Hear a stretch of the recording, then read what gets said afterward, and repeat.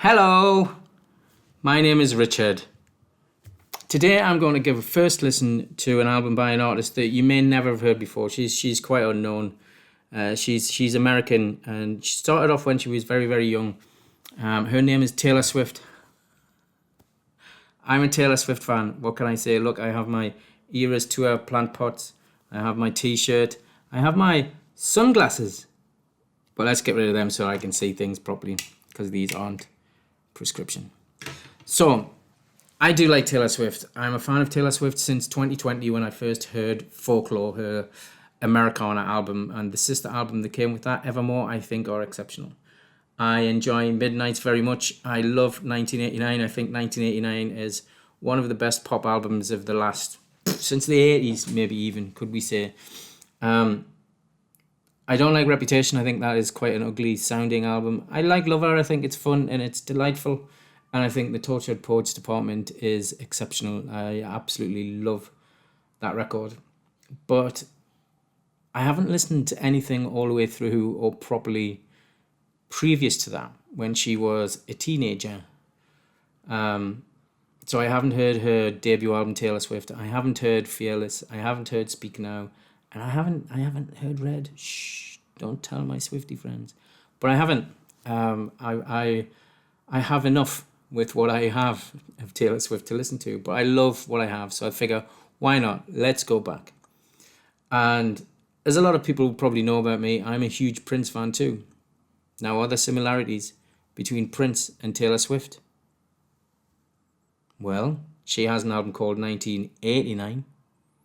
Prince has an album called 1999. And they both have different versions, different sleeves.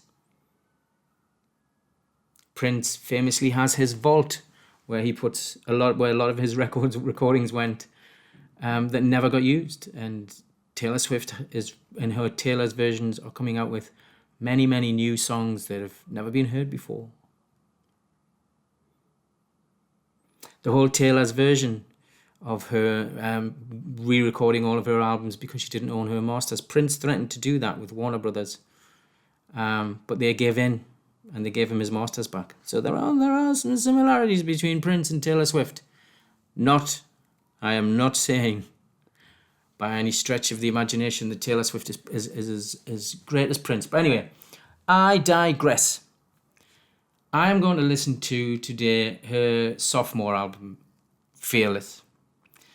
This is the album that really broke Taylor Swift to the world. She broke some records with it. I don't know what or which they are, but she did. She broke some records. I think she entered Billboard at #1 or something like that with this album. It came out in November 2008 in the US, but it got a global release in March 2009. One of the things that made me about her early stuff is like, it is very teenage girly, right? There's the lyrics are fairy tale-y. This album has Love Story on, which is the Romeo and Juliet song. And that doesn't really resonate with me. I can listen to them and I can enjoy them, but it's not something I want to put on in the house and listen to when I'm on my own as a 55-year-old man. It would be odd, wouldn't it? This is also the album that she won the VMA Female Video of the Year award for. What was the song again? I don't know. I've got it written down. You Belong With Me, right? She won the MTV Music Award for that, and that's when Kanye burst onto the stage and said, "Taylor, I'm gonna let you finish. I'm gonna let you finish." And he said that Beyonce's video, the Single Ladies, was the best video of all time. Now, he's wrong, isn't he? Because it's not a good video, really, is it? It's just Beyonce and two maids dancing and doing this. It's not a good video by any stretch of the imagination. So, shh. So that was that. That was like, I think that was when she really also became, into my attention. So thanks, Kanye. He probably did do a lot for her career. So let's give it a listen. Taylor Swift's Fearless from 2008 or 2009, depending on where you live. I am not going to listen to the Taylor's version. Sorry, Swifties, I'm not doing that. It's like an hour and 49 minutes long or something like that. I'm not doing that. I'm going to listen to the original version of Fearless, the original version of Fearless, which has 13 songs and it's still 53 minutes. I don't know what to expect. I know a couple of the songs, obviously.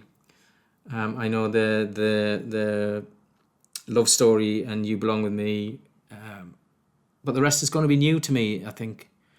So let's get the cans on. Let's get the Spotify queued up, shall we? And let's go! Boom! She wears t-shirts, I wear sneakers. She's cheer captain and I'm in the bleachers. Hey, Taylor Swift Fearless. Yeah, I enjoyed that. Of course I did. I'm a Taylor Swift fan. Standout songs for me were Love Story, obviously. Yeah, even though, it's a love story, it's a great pop song. Hey Stephen, I liked. It's got a really nice chill vibe to it. I really loved White Horse. I thought White Horse was going to be about heroin without an E. But it's not. It's about a guy on a horse. Breathe, I enjoyed. We'll come back to that in a second. The Way I Loved You, I enjoyed. And Forever and Always, I enjoyed. Now, Breathe. Remember how I was talking about Prince before? My friends will be like, Jesus, Richard, you never shut up about fucking Prince. But seriously, Breathe.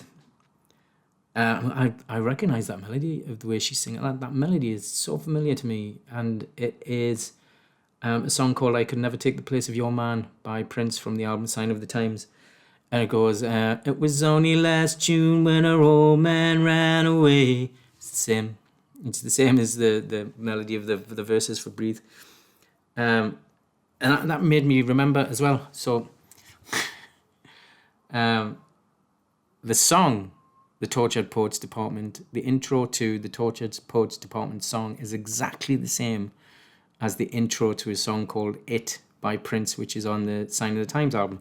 The same album as I Could Never Take the Place of Your Man, which is Breathe, which came out in 1987, before she was born. Also on Tortured Poets Department, she has a song called Clara Bow. Clara Bow was a silent movie film star. All the Swifties know this.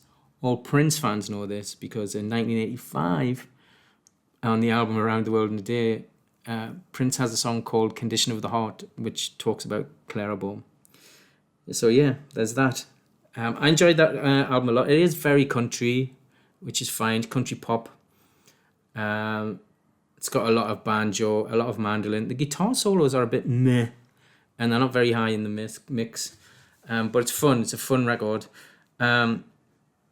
As I suspected, though, mainly because of Love Story, right? The songs are teenage romance, which is fine. She was 19 at the time. She's singing about what she's interested in. So, all of the songs are about that, except The Best Day, which is about her father, which is lovely. But I enjoyed that record more than I thought I was going to. Would I buy it? That's another thing. I don't think I would. Because Taylor Swift records are expensive now, like 50 quid. I don't know how often I would listen again to Fearless, but I did enjoy it. I noticed that she likes the word Tuesday. Tuesday is often in some of her songs. Maybe it isn't. Maybe it's only twice. It just stuck in my head. What I think Taylor Swift is really good at is sequencing her albums, right? So they go up and down and all in the right places to keep you engaged in the album. I think she does that very, very well. What else do I have to say? Yeah, they're teenage love songs, right? And even when this album came out, I was 38, 39 if you count that it came out a different year in Europe. So they're not for me. I'm not the target audience of this. I'm not what was in mind when these songs are being written, which is perfectly fine. But they just don't resonate as much as some of her other songs do. Like, there are still songs about love songs and breakups, right? Like Guilty as Sin is phenomenal. Fortnight is phenomenal. Down Bad. These are songs that have great lyrics that really just and resonate with me as a middle-aged man.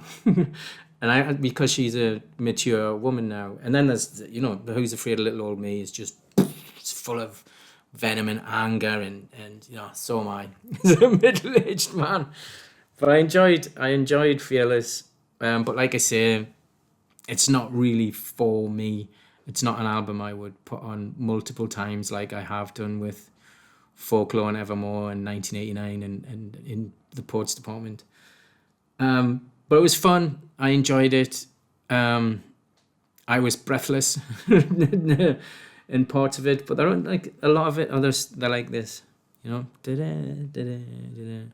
The singles stand out hugely, but it was fun. I'm sure that this album has major fans. A lot of people would have been. This was when they fell in love with music and fell in love with Taylor Swift, and they're now, they were her age, and that's a beautiful thing. It's not really for me or my age, but it was still a really good fun listen, and I'm glad I did it. So, see you next time. Love you. Bye bye. Bing. Ding. Bye bye.